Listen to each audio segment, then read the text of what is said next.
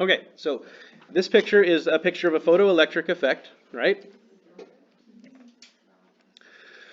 When we talked about target interactions, we talked about two types of X-ray, two types of interactions in the X-ray tube that produce X-rays, right? We talked about Brem's interactions and characteristic interactions, right?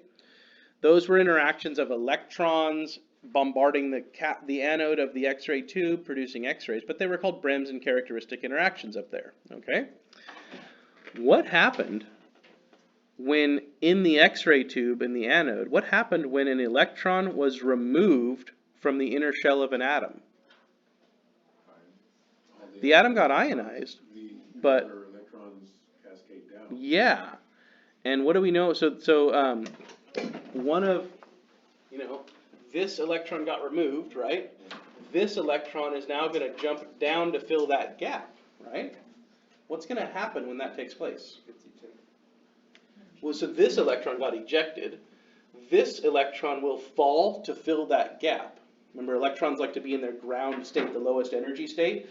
This one couldn't get to here before because there was already someone standing there, right? So it's going to come to here now because there's an open space, okay? What happens when an electron in a higher orbiting shell falls to a shell that's lower? Hang on to that, keep formulating that thought. What's the difference in energy between these two shell levels? Which one's held on to tighter? Inner shell's held on tighter, right? Outer shell's held on less. So there's a difference in energy from one shell to the next, right? Actually, this electron has more energy than this electron, okay? This one's being held on to tighter, so it has less energy, okay? This one has more energy, and it's going to fall to a position where it needs less energy, okay? What happens to that leftover energy? In the X-ray tube, what happens in a characteristic interaction? It becomes an X-ray. No. So let's give some numbers here, okay? I'm going to make up a number, okay? Let's say this were this K shell is we're going to say it's negative 10 keV because I want to make easy numbers, okay? This shell is negative 2 keV, all right? Ignore the X-ray photon, ignore the photoelectron. They already did their thing. We don't care about them anymore, okay? Now we have left over after a photoelectric interaction, we've got an atom that is ionized now, okay? And it has a vacancy. It has a vacancy in the inner shell that's going to be filled by an orbiting electron, by one of the outer shells, okay? So this shell is open now. This guy is going to fall to here.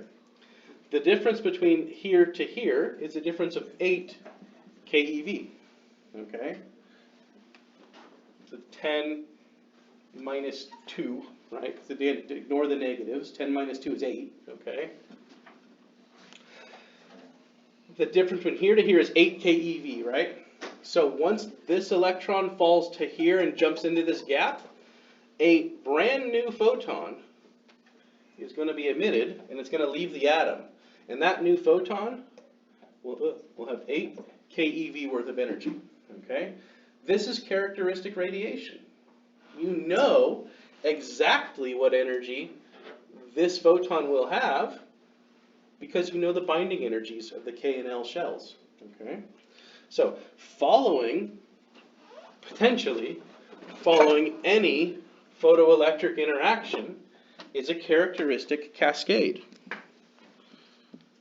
Let's bring up the picture. Pictures are good. And it can follow any ionizing event. It's just more likely to happen for photoelectric interactions because photoelectric interactions are most common in the inner shells, not the outer shells. If this happened in the outer shell of an atom, this characteristic cascade can't happen because there's no electrons outside of that to fall in. It may follow any ionizing event in the body. When an electron falls from a high orbit to a lower orbital position, it loses potential energy. Again, the analogy I used last time, right, was I'm standing on the floor. I have some energy standing on the floor, right? When I stand up on the chair, how did I get up on the chair? It took energy to put me up on the chair, right? Is that energy gone now that I'm on the chair? No, it's stored in me, right, as a form of potential energy. Now if I fall bigger, with a bigger boom than if I fell when I was standing on the floor, right? Same idea here, right? If I go from the chair to the floor, I can make some sound when I hit the floor, right? Because I had some stored energy by standing on the chair, okay? Same idea here. Stored energy from standing on the chair, fall back down to the floor, hit the floor, make some sound, right? Instead of making sound, we produce a photon. I will produce, roughly speaking, all things being equal, the same sound every time I hop down to the floor from this chair, right? If I stand up twice as tall, get on a ladder, go twice as high, I'm going to produce a bigger sound, right?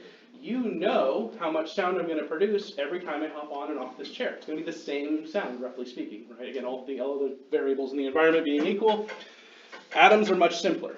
That's a complicated thing, right? The air pressure in the room, other ambient noise in the room, what shoes I'm wearing, what the floor is made out of, all those things change the sound that I'm going to make, right? Atoms are so much easier. There's a binding energy for each of these. You know it, because you can look it up, it's just given to you, right? And you can tell anytime an L shell falls to a K shell for some particular atom, what type of radiation it'll produce. Now, it might not be energetic enough to produce an X-ray photon, okay? What's lower energy than X-ray photons? Ultraviolet radiation is, okay? Visible light is lower energy than ultraviolet. So this might produce visible light. Can't see it in your body because it's deep down in the body, but this might produce a photon of visible light, might produce a photon of ultraviolet.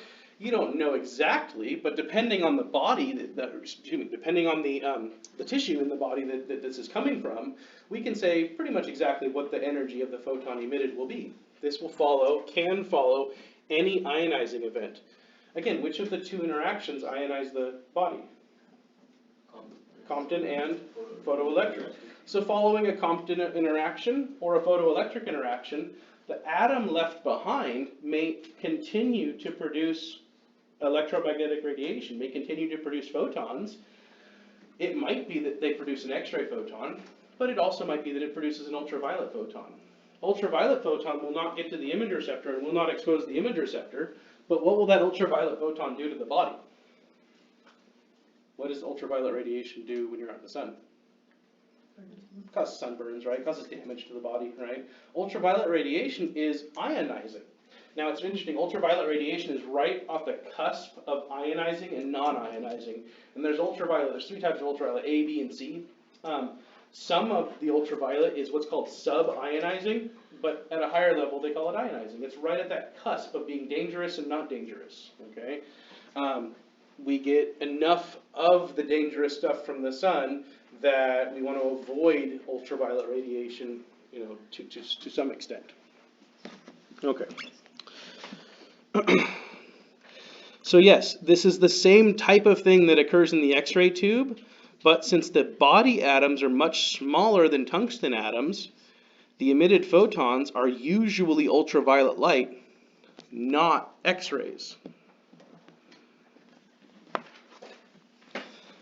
Energy's too low to make it out of the patient, most likely, and it's most likely that these emitted photons will be absorbed by some other atom nearby, maybe ionizing that nearby atom.